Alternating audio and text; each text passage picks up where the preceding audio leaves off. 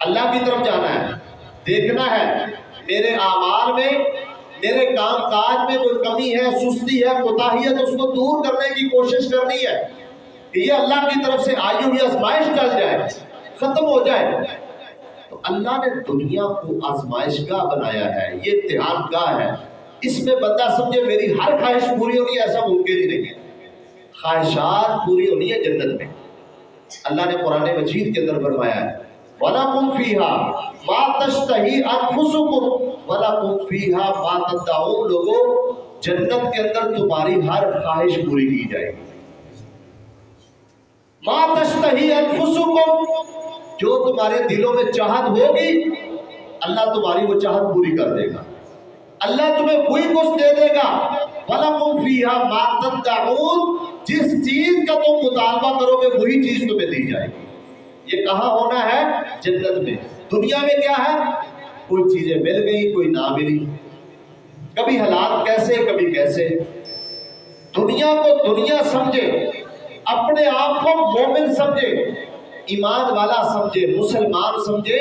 اللہ کے نبی علیہ السلام نے فرمایا کہ مومن کے لیے دنیا ایک قید خانے کی حیثیت رکھتی ہے، اس میں آپ کی ہر خواہش پوری ایسا ممکن نہیں۔ ہاں، کوشش کرو، اللہ سے دعائیں کرو، اللہ سے مانگو۔ اللہ کئی لوگوں دے کر آزماتا ہے، کئی لوگوں سے چھین کر آزماتا ہے۔ اس لیے ہر دور اور ہر وقت کی ریکوائرمنٹ ایک جیسی نہیں ہوتی، اور ہر دور میں ایک جیسی چیزیں نہیں ملتی۔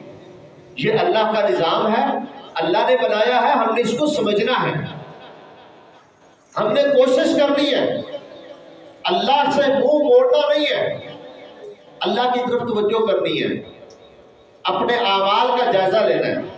دنیا کے اندر جو بر و بحر میں فسادات پھیلتے ہیں، جو ہمیں فسادات، خرابیاں اور غلط چیزیں نظر آتی ہیں، اس میں ہمارا حصہ بھی ہے۔ اللہ نے قرآن مجید کے اندر فرمایا ظہر الفساد فی البر والبحر بما کسبت ایدی الناس۔ یہ جو بر و بحر میں دنیا کے اندر فسادات پھیلتے ہیں، یہ لوگوں کے اپنے ہاتھوں کی کمائی ہے، یہ ان کا اپنا کمایا ہوا ہے، یہ اپنا بویا ہوا کاٹ رہے ہیں۔ اس میں تم بھی قصوروار ہو، ہم سب قصوروار ہیں۔ تو اس لیے ہم نے دیکھنا ہے کہ کہیں ہماری رب سے توجہ ہٹ تو نہیں گئی۔ اللہ نے قرآن مجید کے اندر فرمایا پہلا سبب یہ ہے کہ جو لوگ قرآن و سنت سے، اللہ کے ذکر سے، اللہ کی طرف آنے سے، رجوع سے اعراض کرتے ہیں، فرمایا من اعرض عن ذکری فإن له معیشۃ ضنکا۔ جس نے میرے ذکر سے اعراض کر لیا، میرے قرآن سے، میرے نبی کی حدیث سے، میری نماز سے منہ موڑ لیا، ہم اس کی معیشت تنگ کر دیں گے، اس کے حالات تنگ کر دیں گے، اور صرف دنیا کے اندر حالات ہی تنگ نہیں کریں گے، قیامت والے دن بھی اس کا بڑا عذاب ہے۔ نحشرہ یوم القیامت اعمی، قیامت والے دن اس بندے کو اندھا کر کے، نابینا کر کے اٹھائیں گے، آنکھیں اس کی چھین لی جائیں گی، بینائی چھین لی جائے گی، محروم کر دیا جائے گا۔ تو ذکر سے اعراض کرنا، ذکر کا کیا مطلب؟ قرآن ہے، نماز ہے، ذکر و اذکار ہے، اللہ کی یاد ہے، اللہ کی طرف رجوع ہے، اللہ کی طرف توجہ ہے۔ اس سے جب بندہ منہ موڑ دیتا ہے، اللہ اس کی معیشت تنگ کر دیتا ہے۔ آپ مجھے ایمانداری سے بتائیں، جو سہولیات میں اور آپ استعمال کر رہے ہیں، کیا اللہ کے نبی نے اور اللہ کے نبی کے صحابہ نے یہ سہولیات استعمال کی ہیں؟ جس طرح کی مسجدیں، جس طرح کی مسجدوں کے اندر سہولیات آج میرے اور آپ کے پاس ہے، نبی علیہ السلام کے صحابہ کے دور میں یہ تھی؟ نہیں تھی۔ کیا نبی علیہ السلام کے دور میں اس طرح واش روموں کا اہتمام تھا، ٹوٹیوں کا اہتمام تھا، ان قالینوں کا اہتمام تھا، ان پنکھوں کا، اے سیوں کا کوئی اہتمام تھا؟ کوئی اہتمام نہیں تھا۔ اس کے باوجود ہر نماز میں پورا مدینہ مسجد نبی کے اندر جمع ہوتا تھا، پورا مدینہ، سارے لوگ، صرف نماز سے پیچھے منافق رہتے تھے۔ اللہ کے نبی علیہ السلام کے صحابہ کہتے ہیں نبی علیہ السلام کے دور میں نماز سے پیچھے صرف وہ بندہ رہتا تھا جو پکا منافق ہوتا تھا، پکا منافق، جس کے بارے میں سارے لوگوں کو علم ہوتا کہ یہ منافق ہے۔ نہ ان کے پاس یہ وضو خانے، نہ ان کے پاس یہ واش روم، دور دراز قضائے حاجت کے لیے جاتے، جگہ ڈھونڈتے قضائے حاجت کے لیے، پانی کی قلت ہے، یہ سہولیات نہیں، یہ سپیکر نہیں ہے کہ سپیکر کے اندر اذان ہو اور سارے لوگ بیدار ہو جائیں، الارم والا سسٹم نہیں ان کے پاس، یہ ساری چیزیں نہیں ان کے پاس، لیکن اس کے باوجود فجر کے وقت سارے لوگ مسجد نبوی کے اندر ہیں۔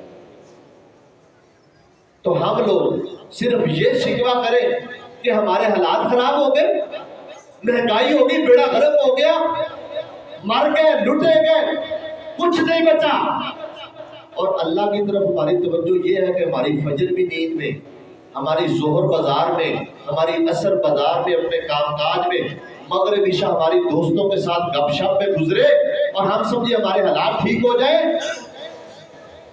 یہ ہماری کوتاہی نہیں ہے، یہ ہمارے گناہ نہیں ہے، ہم نے اللہ کے ذکر سے منہ نہیں موڑا، ہم نے نماز سے منہ نہیں موڑا، قرآن کو ٹائم دیتے ہیں، اللہ کے ذکر کو وقت دیتے ہیں۔ وہ دور جو اتنا مشکل دور ہے، کوئی سہولت نہیں، کوئی روشنیاں نہیں ہے، کوئی بلب لائٹیں نہیں ہے، کوئی پنکھے ایسی نہیں ہے، مسجد میں کوئی وضو خانے کا اہتمام نہیں ہے، غسل خانوں کا اہتمام نہیں ہے، لوگ اپنے گھر سے جو ہے نا وضو کر کے آتے ہیں، دور دراز قضائے حاجت کر کے آتے ہیں، لیکن سارے لوگ مسجد میں پہنچ کر نماز پڑھتے ہیں۔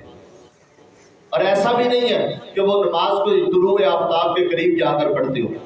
اللہ کے نبی علیہ السلام نے ساری زندگی سوائے ایک دو دفعہ کے واقعے کے، ساری زندگی نبی علیہ السلام نے فجر کی نماز اندھیرے میں پڑھائی ہے۔ صحابہ کہتے ہیں ہم اپنے ساتھ والے بندے کو پہچان نہیں سکتے تھے، اتنا مسجد میں اندھیرا ہوتا تھا، ہمیں نہیں پتا ہوتا تھا میرے ساتھ کون بندہ نماز پڑھ رہا ہے اور ہماری کیا کیفیت ہے۔ ہم اللہ کے ذکر سے منہ نہیں موڑے ہوئے، تو اس لیے یہ اللہ نے قرآن مجید کے اندر فرما دیا کہ جو بندہ، جو لوگ، جو قوم میرے ذکر سے منہ موڑے گی، اعراض کرے گی، ہم اس کی معیشت کو تنگ کر دیں گے، اس کے حالات تنگ کر دیں گے، ان کا جینا، ان کا گزرانے زندگی تنگ ہو جائے گا۔ ہم نے اللہ کی طرف توجہ کرنی ہے، ہم نے رزق کے پیچھے کم لگنا ہے، رزاق کے پیچھے لگنا ہے، رازق کے پیچھے لگنا ہے، اللہ کے در پہ آنا ہے، اللہ کا دروازہ کھٹکھٹانا ہے۔ جو رب سستے دور میں ہمیں رزق دیتا ہے، کیا مہنگے دور میں ہمیں رزق دینے پہ قادر نہیں ہے؟ اس کے خزانوں میں کوئی کمی ہے؟ کوئی کمی نہیں ہے، اور نہ کمی آ سکتی ہے۔ تو اللہ رب العالمین کا در ہم نے کھٹکھٹانا ہے، اللہ کے در پہ آنا ہے، دن رات رونے رونا، جتنا رونا ہم آپس میں بیٹھ کے روتے ہیں اور آپس میں ایک دوسرے سے بیٹھ کے ناشکریاں کرتے ہیں اللہ کی، اگر یہی ہم رونا اپنے رب کے سامنے رونا شروع کر دیں، یہ انداز اپنے رب کے سامنے اختیار کر لیں، اس طرح کی مسکینی اور اس طرح کی جو ہے نا وہ فقر والی کیفیت اور شکل بنا کر اپنے رب کے سامنے بیٹھ جائے، کیا اللہ ہمیں خالی ہاتھ موڑے گا؟ کیا اللہ ہمارا دشمن ہے؟ نعوذ باللہ، اللہ ہمیں بھوکا مارنا چاہتا ہے؟ جس رب نے رزق کا ذمہ اپنے ذمہ لیا ہے وہ ہمیں بھوکا مارنا چاہتا ہے؟ نہیں، اگر وہ تنگی دے رہا ہے تو وہ ہمیں آزما رہا ہے، ہماری آزمائش کر رہا ہے، ہم نے اپنے رب کی طرف جانا ہے، اس اللہ کا دروازہ کھٹکھٹانا ہے۔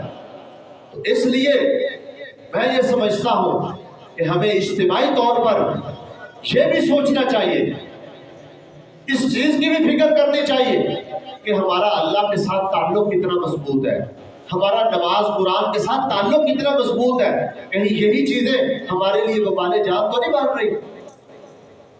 آپ دیکھ رہے ہیں بے موسمی بارشیں، ژالہ باریاں، اتنے برف اور اتنے بڑے بڑے اولے پڑے، ساری کی ساری فصلیں تباہ کر دی، لوگوں کے نقصان ہو گئے، لوگوں کے جانور مر گئے، لوگوں کے جو ہے نا وہ مکانوں کی چھتیں گر گئی، ان کے سولر پلیٹیں ٹوٹ گئی ہیں، چڑوں کی فصل تباہ ہو گئی، گندوں کی فصل تباہ ہو گئی ہے۔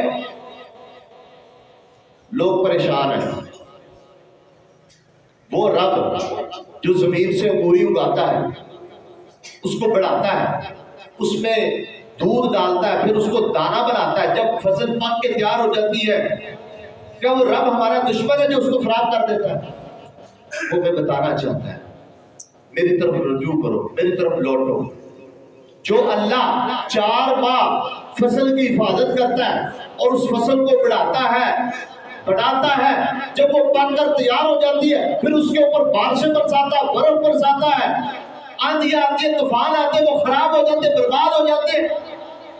کیا وہ اللہ ہمارا دشمن ہے؟ ہمارے اعمال کی کوتاہی ہے، یہ ہماری بدعمالیوں کا نتیجہ ہے. اور وہ ہمیں اللہ یہ چھوٹی چھوٹی سزائیں، چھوٹے چھوٹے عذاب اور چھوٹی چھوٹی تنگیاں دے کر ہمیں اس بات کی طرف متوجہ کرنا ہے کہ اللہ کے وَلَنُذِيقَنَّهُم مِّنَ الْعَذَابِ الْأَدْنَىٰ دُونَ الْعَذَابِ الْأَكْبَرِ لَعَلَّهُمْ يَرْجِعُونَ. اللہ کہتا ہے ہم دنیا کے اندر ان کو چھوٹے چھوٹے عذاب چکھائیں گے بڑے عذاب سے پہلے. کیوں؟ لَعَلَّهُمْ يَرْجِعُونَ، تاکہ یہ اللہ کی طرف رجوع کریں، اللہ کی طرف لوٹ آئے. تو ہم نے اپنے مالی معاملات اور رزق کے بارے میں میٹنگیں سوچنے سے کہیں زیادہ اپنے رب سے میٹنگ کرنی ہے، اپنے رب سے مشورے کرنے ہیں، اپنے رب کے ساتھ پلاننگ کرنی ہے، اپنے اللہ سے مانگنا ہے، اس طرف توجہ کرنی ہے. پھر اللہ تھوڑے پہ بھی قناعت دے دے گا، اللہ تھوڑے پہ بھی راضی کر دے گا، اللہ تھوڑے پہ خوشحال بنا دے گا. وہ اللہ تھوڑا دے کر بھی تمہیں خوش کر دے گا، خوش رہنا سکھلا دے گا، اگر ہمارا ذہن قرآن و حدیث پر مطمئن ہو جائے، اللہ کے ذکر کی طرف مطمئن ہو جائے. اس لیے میرے بھائیوں، ہم یہ سمجھتے ہیں کہ یہ دنیا کے اندر چھوٹے چھوٹے یہ چیزیں، یہ مہنگائی، یہ فسادات اور یہ چھوٹے چھوٹے عذاب، ابھی آپ نے دیکھا طوفان ہے، بارشیں ہیں، اور اس کے اوپر اولے برس رہے ہیں، اور ساتھ ساتھ زلزلے جیسے جو ہے نا وہ عذاب آ رہا ہے. اللہ تمہیں جھنجھوڑنا چاہتا ہے، ہلانا چاہتا ہے، میری طرف توجہ کرو. ہم لوگوں نے آج اللہ کو یاد رکھنا اور کرنا صرف اس حد تک رکھ لیا. جب کوئی زلزلہ آتا ہے ہر بندے کی کوشش ہوتی ہے سب سے پہلے میں سٹیٹس لگا لوں، سب سے پہلے یہ خبر میں نشر کر دوں. خبر نشر کرنے کی حد تک، سٹیٹس لگانے کی حد تک، لوگوں کو بتانے کی حد تک، بس آگے کیا کرنا ہے، ذمہ داری کیا بنتی ہے، اس سے اللہ ہمیں کیا سکھلانا چاہتا ہے، اس کی کوئی فکر نہیں، اس کے لیے کوئی پلاننگ نہیں ہے، بس اسی حد تک ہے. یہ ہمارا خوف ہے، یہ ہماری رب کی طرف توجہ ہے، اور اتنا سا ہم اللہ سے ڈرتے ہیں، اللہ کے عذابوں سے صرف اتنا سا ہمیں ڈر ہے، اور یہ ہماری کیفیت ہے دلوں کی. اور ہم سمجھتے ہیں کہ ہم بڑے خوشحال رہے. اگر کوئی خوشحال ہے تو یہ بھی اس کی آزمائش ہے، اگر تنگی ہے تو یہ بھی آزمائش ہے. اللہ کی طرف رجوع کریں. بہت سارے لوگ بڑا پیسہ کما کر، بڑے سرمایہ دار بن کر بھی مطمئن نہیں ہے، بڑے بڑے مال کما کر، بڑی بڑی پراپرٹیاں بنا کر، بڑے بڑے تاجر، سرمایہ دار، ملوں فیکٹریوں کے مالک اور لگژری زندگی گزارنے والے لوگ بھی مطمئن نہیں ہیں. اللہ کا شکر ان کی زبان سے نہیں نکلتا، کلمہ شکر ان کو ادا کرنے کی توفیق ہی نہیں ہے. یہ اللہ کی پھٹکار نہیں تو اور کیا، کہ اللہ نے اتنا کچھ دیا بھی ہے، اس کے باوجود زبان سے شکوے، نہ شکریہ، اور بس ایک ہی بات ہے، مارے گئے، لٹے گئے، بس کیا بنے گا، کچھ نہیں بچے گا. یہی ہمارے جو ہے نا حال ہے. ہم نے اپنے رب کی طرف توجہ کرنی ہے. ظہر الفساد فی البر والبحر بما کسبت ایدی الناس. اللہ تعالیٰ تمہیں یہ لیذیقہم بعض الذی عملوا، اللہ ابھی تمہارے عملوں کا کچھ تمہیں چکھا رہا ہے. اگر اللہ تعالیٰ تمہارے عملوں کے حساب و کتاب دنیا میں کرنا شروع کر دے نا، اگر اللہ ان گناہوں کی سزائیں دنیا کے اندر ساری دینا شروع کر دے، تو اللہ اس زمین پر کسی انسان کو زندہ نہ چھوڑے، کوئی شے نہ بچے. کہ اللہ تمہیں آزما رہا ہے. لیذیقہم بعض الذی عملوا، کچھ عمل جو ہم نے کیے یہ ان کا کچھ چکھا ہے، بعض چکھا ہے. کیوں؟ لعلہم یرجعون، تاکہ یہ رجوع کریں، اللہ کی طرف لوٹ آئیں.